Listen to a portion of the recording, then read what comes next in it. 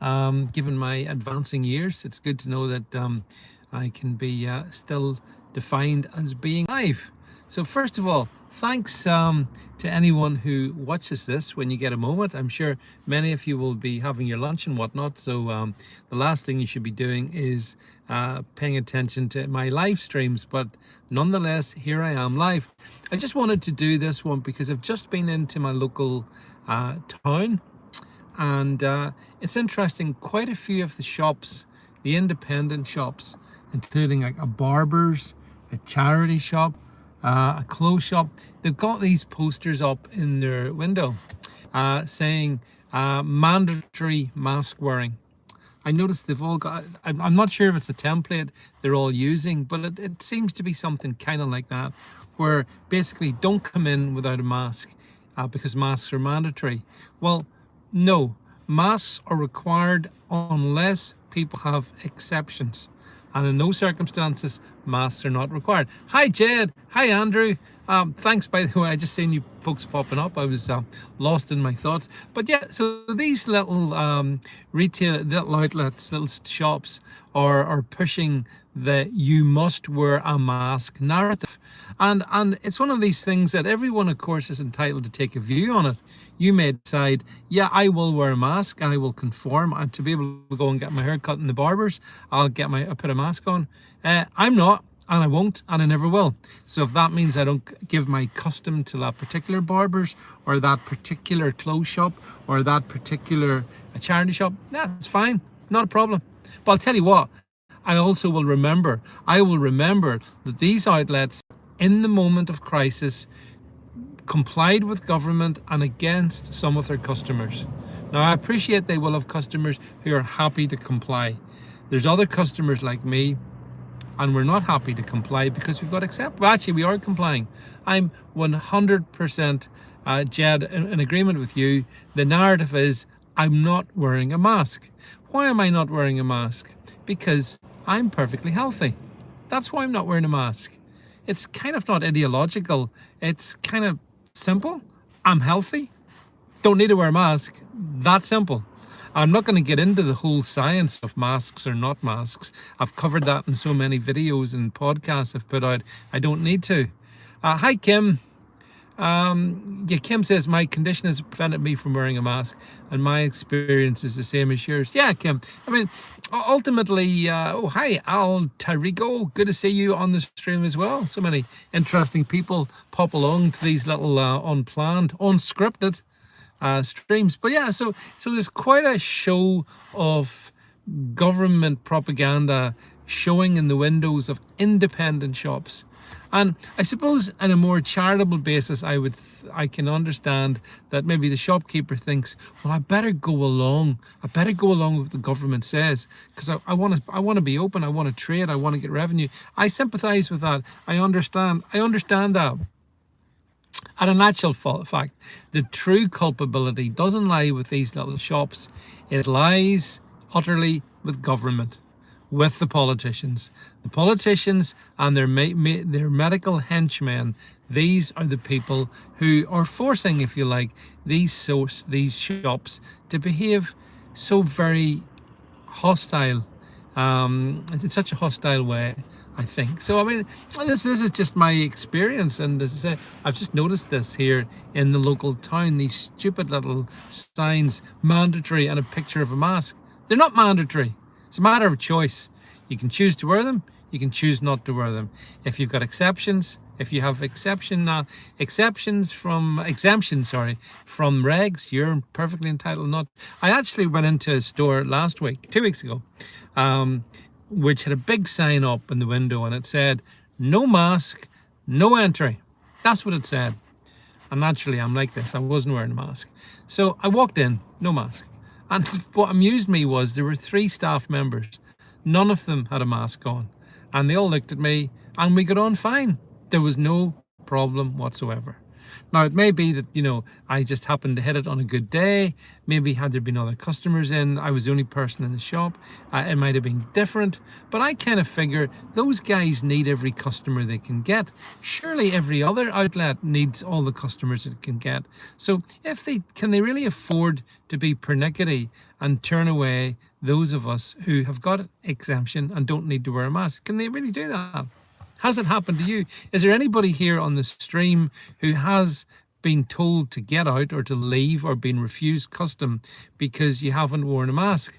It's never happened to me in a year and 4 months of this insanity. It's never happened that I've had a few confrontations, but ultimately, my response is always the same. I'm healthy. There's nothing wrong with me. I'm not. Nikiokiak says people aren't wearing masks in my local garage. Even Tesco, they don't say anything. Oh yeah.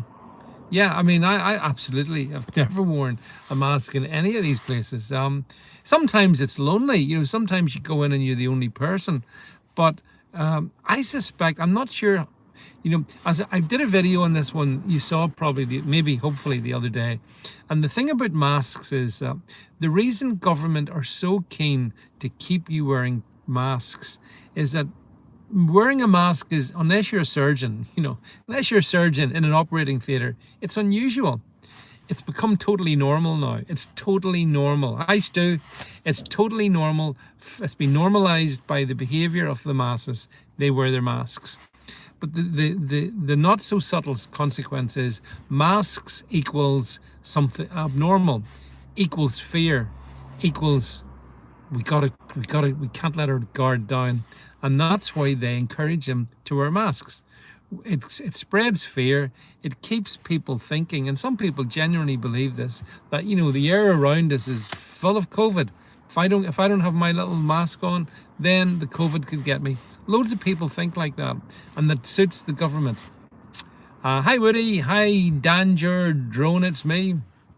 And it does, yes, actually, it also indicates submission and compliance. Those are the things that I think the wearing masks achieves for government, and that's why government is pretty happy about it.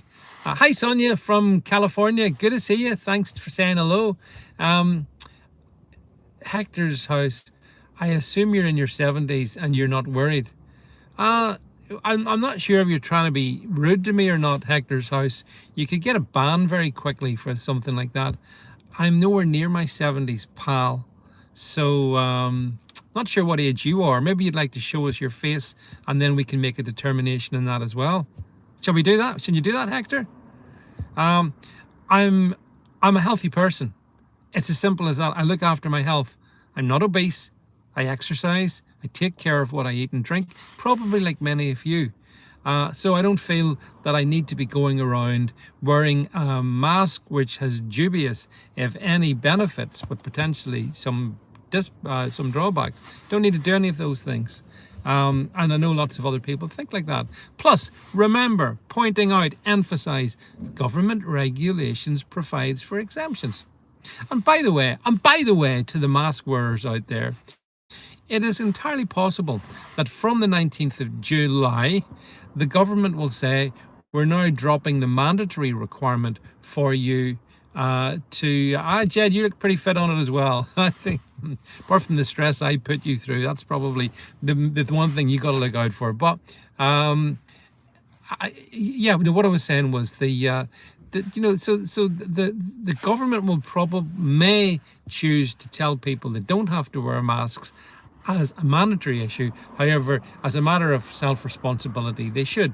So masks are going to be staying, folks. It's that simple. The notion, I'm watching people as I talk to you, and they're all outside, so they're walking up the main street here, and they're wearing their masks. Out together, in the open, no requirement, but they're wearing their masks. I saw a window cleaner. By definition, he's working outside, he's doing windows, he's up a ladder, wearing his mask. What's that about? This is just, unfortunately, the government has been so successful in pushing this propaganda. Yeah, I do. Sabs 900. I read about some of the things about masks, but as I said, I am fundamentally libertarian. Hi, monkey. I'm a libertarian in some regards. I think if people want to wear their masks, fine, and if they don't, fine. Um, Now, Sonia says it's okay on your part not to wear a mask, but what if you pick up the virus from someone else in public? Well, you see, Sonia, that's a good question, and let me just address that because it's something that's bothered me. If I had the cold, Sonia, or the flu, I would exercise the judgment that I've got a virus. It's working its way through me. I'm going to stay at home. I'm not going to go out. I'm not going to spread it. And if I was spluttering and sneezing, sensible people would avoid me, right, Sonia? That applies in a COVID scenario as well. So I'm 100% confident of my health. Now, it could be that I meet someone coming towards me and they may have the virus. But then again, with that, because remember, for it to be transmissible, the viral load has to be at a particular percentage. Very low viral load means that the person who has it doesn't even know they have it, Sonia. So basically, I think I just don't have I don't have any fear. I don't have any concern, and that's my choice. And I think my choice should be respected, just like I respect those who choose to go through the rituals of COVID. I respect their choice, but I think it's reasonable that them, and more particularly the government, respect my choice. Now, that's not the case, because here's something I wanted to mention to you. Did you see that, yet again, the government is dangling the carrot of foreign holidays? Foreign holidays for all the good people who take 2 jabs. Take your double dose jab, and you may be allowed to go to an amber list country and not quarantine on your return. Yeah, you might have to take daily tests. I'm not sure what the cost of the daily tests would be, but you wouldn't have to quarantine. This is the current, and there's a general, I guess, I determine in the media, the predictable government cheerleaders in the British media. They're going, yes, it's a breakthrough. Matt Hancock, he's working night and day to get us our August holidays for the vaccinated. And the bit that I think, and this does annoy me, what do you folks think? But of course, this is only for the double vaccinated. So, Monkey says, are you calling it? I don't like saying this, but are you calling it a cult? Of course it's a cult. Of course, Will. It's obviously it's a cult. And Jed's telling me you can get COVID from pollen. Is there anybody so stupid out there would believe that? Maybe there are. Maybe some people actually think you can get COVID from pollen. Where's the science behind that, Jed? I wonder what the detailed empirical data behind that particular claim is. But no, I think the issue is that the government is saying that the vaccinated can go on holidays, but the poor unvaccinated, people like me and perhaps you, we have to stay at home. And the vaccinated seem quite happy about that. I've heard Julia Hartley Brewer on Vaccine Radio, aka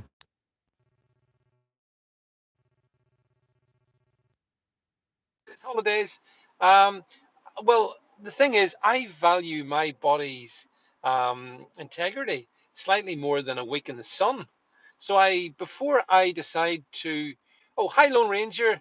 I appreciate your kind contribution, and I try my. I don't think I think we all talk common sense. It's just that there's fewer of us around than I thought there was. And that's the problem. But I do appreciate the super chat, mind you. That's really kind of you. So, but don't you think it's wrong that the government seeks to essentially impose medical apartheid upon us? I'm happy for the people who have been vaccinated to go on holidays and do what they want. I have no issue with that. However, I expect the same. How dare this government stop me from going where I want in terms of holidays because I haven't complied with a medical directive from them? They don't have medical autonomy over my body I do. And you have medical autonomy over your body, not the government. So, um, yes, I saw Stu. Julia was slating Talk Radio's propaganda adverts the other day. She was, but in the same show, Stu, she also droned on about, well, we've all had our vaccine, so can we please end the regulations? And as I've told you repeatedly, that is fundamentally flawed thinking. Uh, uh, Yes, namaste, Sonia. I really appreciate you. Such a pleasure to have so many good people from India supporting me and following me. I appreciate that. Yeah, your passport belongs to the government, but uh, my personal well-being belongs to me. See, this is the thing, and this is maybe what differentiates us ultimately. I believe that we are individually responsible for our health, um, not government. Not government. And yes, Alice, I agree with you. The Delta variant, which has been hyped massively, is something that I don't think we should be scared of. Lone Ranger, thanks again for that. I'm going to the London Freedom Rally on the 26th. Yeah, the more people go to these, the better. I mean, I'm not sure what they ultimately achieve, but I think it's good for people to get together. Because sometimes, it can be lonely if you are, for example, I don't know wherever you folks live, but sometimes I find myself, I'm the only one not, not compliant. Hey, Ultron, missed your question. If you maybe want to put it back up again, please, I will answer it. I just didn't see it. It's difficult for me sometimes when I'm doing that. Yeah, Chaz, there's a Delta Plus variant. What next? How about Delta Super Plus, the dreaded Super Plus variant? Um, its fear tactic says that's why these shops are being manipulated. Um, Yes, Paul Armstrong, I agree. Two stand together and not be divided. Couple of things. Yes, Delta Ultra Plus Jed. Yeah, super duper Delta. It's in fact, wait till we get to the Epsilon variant. Have we got that one? Um, the plague says I don't know anyone with COVID. I've never seen anyone. I've never met anyone in my circle, in my group of family and friends who have got it. Yeah, just a few. I'm going to wrap up here. I've gone on probably long enough, but there's a live premiere tonight at 8 o'clock on YouTube with um, um, my my usual guest actually, Alana Mercer. So please please make sure you tune into that. Oh gosh, the comments are coming up so quick. Uh, Sonia says, "Do you think it's a third world war won by China?" Yes, yes, I do, Sonia. And I think we could do a whole stream just on China. And the fact what it's done. But we've got a live premiere tonight with my good friend Alana Mercer. Tune into that. I've got Anne Marie Waters coming on tomorrow night at 8 o'clock. Um, and there's going to be a special announcement at the end of that show, which I think you'll be very interested in. I'm going to keep it a secret until tomorrow night. Again, 8 o'clock something. So if you can tune into that, that would be cool. Then on Friday night, I've got a stream with my friend David McCollum, who is going to make an announcement regarding one of the things about COVID. If I can just finish in this one, and I think we can all find agreement here, hopefully. The whole lockdowns and the restrictions and the impositions have some people lead fairly lonely lives, and that loneliness has been exacerbated. Young people, students for example, there's a lot of mental um, poor health, ill health caused by caused by the government's policies. There's a lot of. Hang on, will I come back? I'm not sure if I'm back with you or not. Let me know if I'm back. I think my signal is finally gone. Which is, am I back? Not sure. Uh, bum bum bum bum. If I'm back, give me a thumbs up or whatever. Let me know that you can hear me. Otherwise, I will assume this has ended. Can't hear anything, so I assume I'm talking to myself. Yep. Okay. I'm going to end it now, folks. Oh, I'm back. I'm back. Right. Sorry about that. I blame the Russians or the Chinese, um, or the Iranians. I wonder, or just the fact this is crap Wi-Fi. Possibly, possibly that. I don't think Monkey. It's YouTube. Don't think it's the YouTube's doing this. I think it's the dodgy Wi-Fi in the town that I'm sitting in. No 5G in this town, mind you. But anyway, so look, so got all these things coming up. So tonight, Alana Mercer, 8 o'clock. Tomorrow night, Anne Marie, 8 o'clock. Friday night, David McCollum, 8 o'clock. Boom, boom, boom. I hope you enjoy all this, folks. And I hope, by the way, final thing, do make sure you subscribe to my podcast channel, which is going to continue to develop. There's continued exclusive content going out in it. The links will be down below. Please, Alice talks about the 77th Brigade. Oh, don't tell me about them, Alice. I've put up more than enough with the 77th Brigade. Um, Go and subscribe to the podcast channel. You're going to get exclusive, little, short, snappy 5-minute podcasts from me every day if you do that. So do me a favor. Go on. It's lunchtime. Just go hit down below, click the button, subscribe, and that way you'll get notifications when new stuff comes out. Will it be all live on? Will it be all live on YouTube? Yeah, probably, Stu. We stream on tomorrow night. We'll stream live on over on brand YouTube as well as to YouTube. I think that'll be okay. Tonight is an exclusive on YouTube, and oh, Sonia, we got so much we could talk about, and I love your Hindi name, by the way. Um, Look, there's a whole massive discussion about the geopolitical challenge between India and China. And people in the West don't fully understand what this means from an Indian perspective. I think I do because I listen to people. I'm glad, Monkey, that a thumbs up for BNT. I really love in brand YouTube. I love the freedom. I love it's pretty easy to use. It works really well for us. We're continuing to grow over there. We have got from a zero start at the beginning of April. I think we got over 1,200 plus followers over on brand YouTube, and we want to keep that growing as well. So, look, folks, it's always a pleasure to speak with you. Thank you very much for your comments. Thanks for the super chats. Do make sure you subscribe to the podcast channel, and I'm off to have my lunch. And see you all later.